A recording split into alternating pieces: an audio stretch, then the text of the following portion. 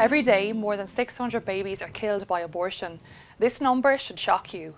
However, what will shock you the most is that most of these defenseless unborn babies are killed in their own homes. The dangerous pills by post policy means that women are sent abortion drugs in the post, without having to meet with a doctor in person. Women are then left to self-induce abortion at home. This policy has turned family homes, which should be places of comfort and safety, into places of trauma and death. Today I'm about to speak with SPUC Service Coordinator Margaret Akers about the impact that the pills by post is having on women and families all across the UK. Margaret, great to have you here with me. Can you tell us just about why the pills by post policy was introduced and what this policy involves? Yes, absolutely. So the pills by post scheme, the telemedicine abortion scheme, was brought in 2020, right at the start of the coronavirus pandemic. So it was brought in as an emergency measure, as a lot of emergency health measures were put in place to supposedly ensure the provision of health services, right? So they saw this as a necessary provision, but women shouldn't be going into clinics that increased their risk. And so this was a way to facilitate abortions still happening. Now, that was all a bit of a ruse, honestly, because campaigners for abortion, and particularly for abortion decriminalization, have wanted this as a policy for some time. And so it was a situation, a really tragic situation, that was able to be exploited to push the policy that they've wanted for years. This idea of women having abortions, medical abortions, entirely in their own homes.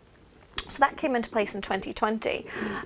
But we know that the pills by post policy is now permanent, and that's happened since March 2022. So after 2 years of this emergency policy in the midst of lockdowns and the pandemic, it was voted on to make it permanent in 2022. So it's now normal policy. And we know that it's being undertaken by a huge number of women, whether it's fully telemedicine or in most cases, women are having both sets of abortion medications in their own home. So this is normal practice. Now, what that looks like when we talk about telemedicine is that women will phone up either first through their GP or directly to private abortion providers, have a brief telephone conversation about their situation, and then they will be sent both drugs, mifepristone and misoprostol, along with painkillers, through the post. With instructions on how to take it, and then they take it in their own home without ever being seen by a medical professional in person. Wow. Now, the abortion lobby claim that abortion drugs are safe and simple, but is this experience that women who've been left to self-administer abortion at home have? No, certainly not. And this is the problem, is there's always risks associated with any drugs, but abortion drugs in particular have some serious consequences and can actually have higher complication rates than surgical abortion. And when women are undertaking this in their own home, it can be quite difficult to know when to seek intervention. So it's been reported through Freedom of Information requests that there are close to 40 ambulance calls a day for women who have self-administered abortion drugs at home. And it's an increasing problem. So whether it's heavy bleeding or anything else that has been a cause for them to then phone the ambulance. Over 200 women a month require surgical intervention following a abortion at home. So these are problems. So that's usually a case of an incomplete abortion, which they then have to go and have a surgical intervention. But then there are additional risks. And so there are all sorts of problems with the scheme that really put women at risk, and it makes it a difficult situation for women to navigate. So they're certainly not safe, they're certainly not simple. And when we look at the statistics, we can think, a complication risk of 5% seems low. But when you think about the number of abortions happening in this country, 5% of women having abortions is thousands of women who are being put at risk of these complications from medical terminations at home. Let's not forget that is right. And I think that's an insane number as well, the numbers you mentioned there. So yeah, it is horrific to think that these unborn children are being killed in what should have been their family homes. Do you think that this policy could be turning women's homes into places of trauma? Certainly. As I say, we know anecdotally from women we work with that many of them are not prepared for what the experience of a medical abortion at home is going to look like and feel like for them. So they'll be told things like, oh, it's similar to a heavy period in terms of the pain you'll be feeling and everything else associated with that. And that's simply not the experience that every woman has of that, and it can be far more traumatic than people imagine it's going to be, and they're not prepared for it. And so they're undergoing it in their own home, potentially by themselves, or potentially they have other care responsibilities around the home at the same time, which can further complicate things. But it's deeply traumatic, and those things can be tied to place. And so women will begin to associate their homes with a place where something deeply traumatic and painful has happened for them, as opposed to in a clinical setting where they might feel safer or better monitored through the process. At home, they're really left to their own devices. That's so sad. And why do you think it is so important that women have the opportunity to meet with a doctor in person rather than a phone call or virtual consultation? There are certain things that just cannot be identified over phone call. One of the most serious ones is gestational age, right? So women can think that they're a certain gestation in their pregnancy and frequently get that wrong. And that's why ultrasound scans are important. Medical abortions are never safe for the unborn child, and they're not safe for women either. But the risk of complications increases once you get past 10 weeks gestation, right? So if women are thinking that they're less than 10 weeks gestation, but it turns out they're further along, and then they're undergoing these medical terminations at home, that risk is much more significant to them. Yeah. And that's a risk that could have been avoided had they seen a doctor in person, right? That's an additional risk. You know, every abortion's a tragedy. None of these should be happening, but we're putting women at additional risk by this policy. And so that's a real problem with this system, and one of the reasons the system's so unsafe. Another thing we know, what should be happening when women are consulted for having an abortion, that's a primary place where people can identify abuse and coercion in the abortion procedure. Now, we know that that's not adequate even in clinical settings. We know that from the women we work with. That's why coerced abortion is such a focus of our work. But this is an even further step backwards in that regard, right?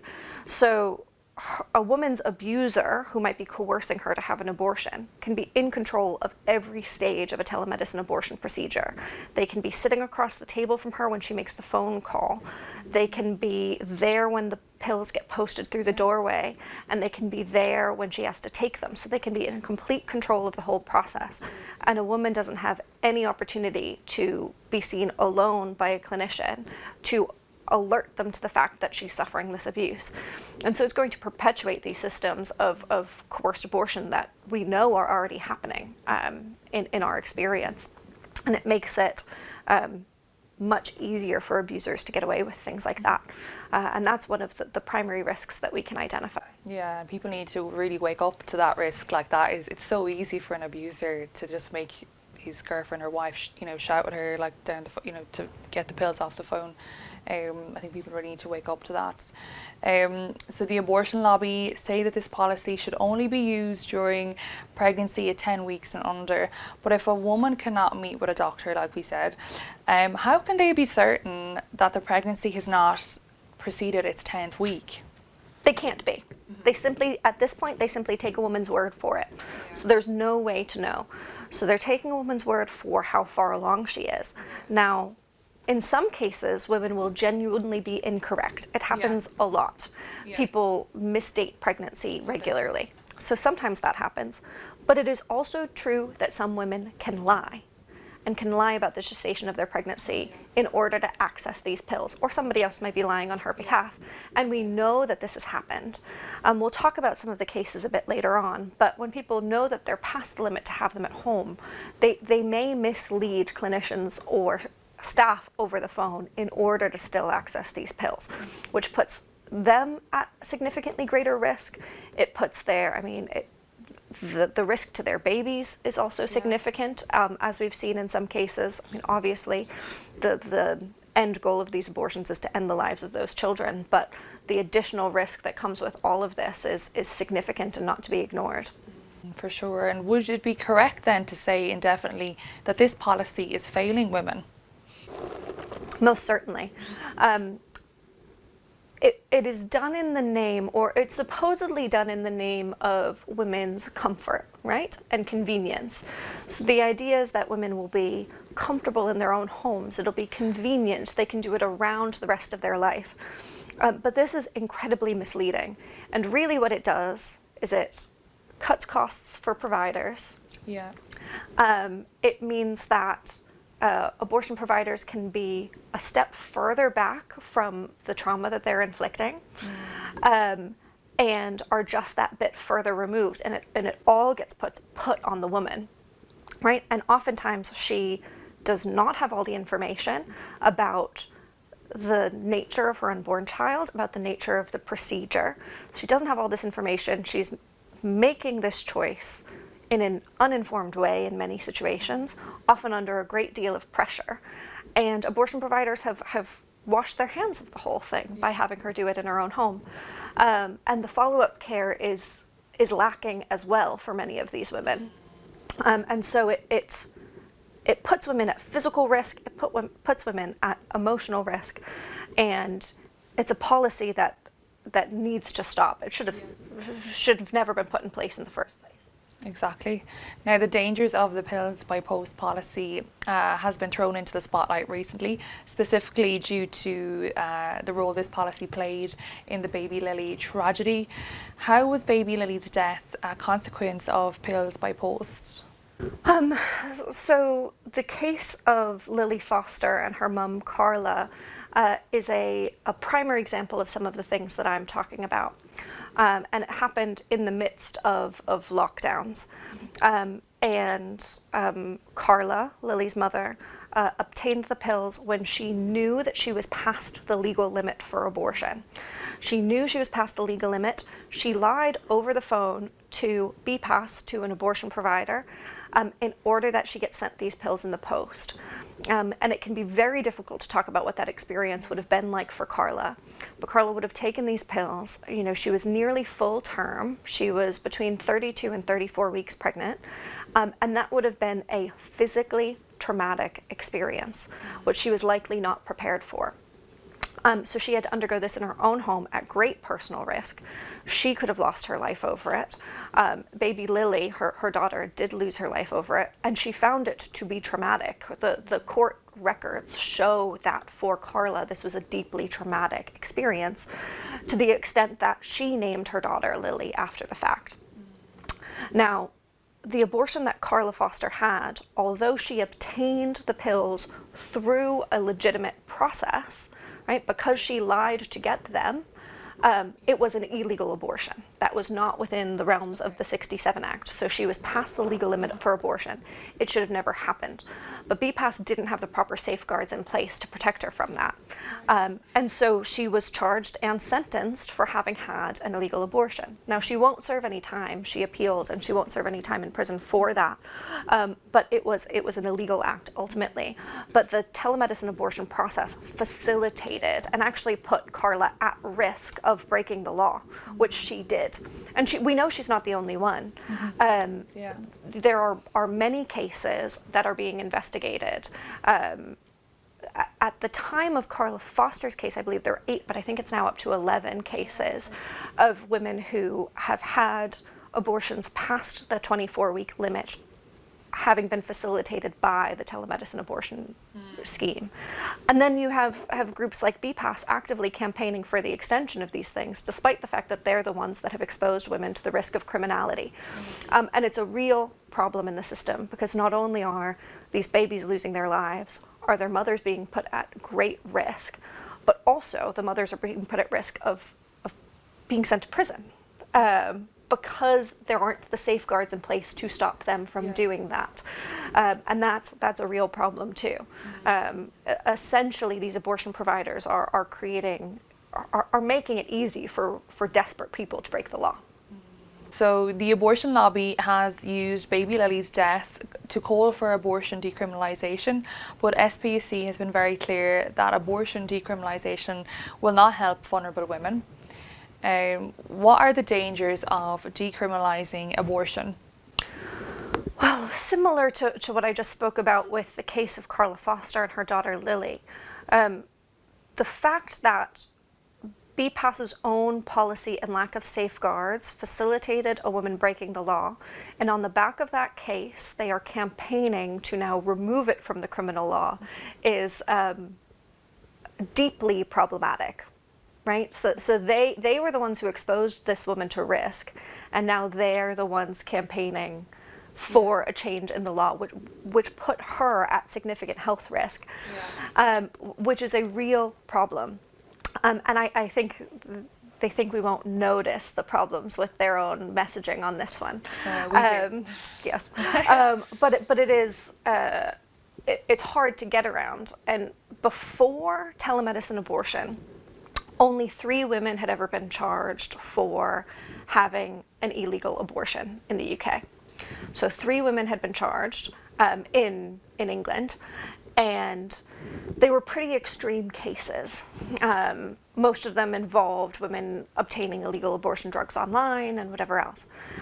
In the years since telemedicine abortion has become more readily available, we've seen at least 8, probably more cases of women breaking the law with regard to late-term abortion. So the telemedicine abortion policy is facilitating these late-term abortions, which should not be legal, right? And so I see it as very disingenuous that abortion providers are campaigning for decriminalization on the back of exposing women through their own policies to criminality.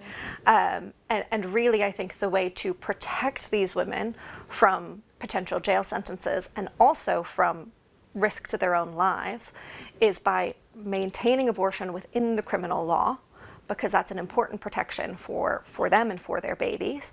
So maintaining abortion within the criminal law and getting rid of the telemedicine abortion scheme. That is the correct answer to the problems that we see in cases like Carla Fosters. Indeed. Now, what is SPUC doing to end the pills by post policy? So it can be quite difficult to get rid of policies once they're already in place. But in the 3 years since telemedicine abortion has been available, we've seen an increased risk of ambulance calls, women reporting to hospitals, women needing surgical intervention. We've seen mystery shopper exercises where people lie to get pills sent to them in the post, mislead doctors about their age, their gestational age, the situation they're in, and still get sent the pills anyway, even giving sort of totally false identities and being sent the pills anyway. So we see that there's so many problems with this. So at SPUC, we're trying to roll back this policy, which is a really hard thing to do. And so we're calling on the health secretary to urgently investigate the problems with the telemedicine abortion scheme, and for that to then drive rolling back this policy and stopping it from happening, because it has significantly increased the number of abortions in the last couple of years, and as I say, introduce more and more risk to women and their babies. And so if you want to get involved, if our supporters want to get involved in this process, we've got a briefing which covers a lot of the statistics about the risk of pills by post-abortion and why it's particularly bad, why it's an additional evil to abortion. And we've got postcards, which you can send back to us and will be sent on to the health secretary, depending upon where you live, calling on this investigation and calling for an end to the pills by post scheme. Amazing. Well, thank you for your time, Margaret. Thank you very much. The pills by post policy is ending the lives of unborn babies and harming countless women and families across the country. This policy should be the absolute shame of abortion providers, and it is vital that we end it once and for all. SPUC's postcard makes it easy to send a clear message to the Health Secretary that this reckless pills by post policy must end now. It has failed women and failed babies like Lily.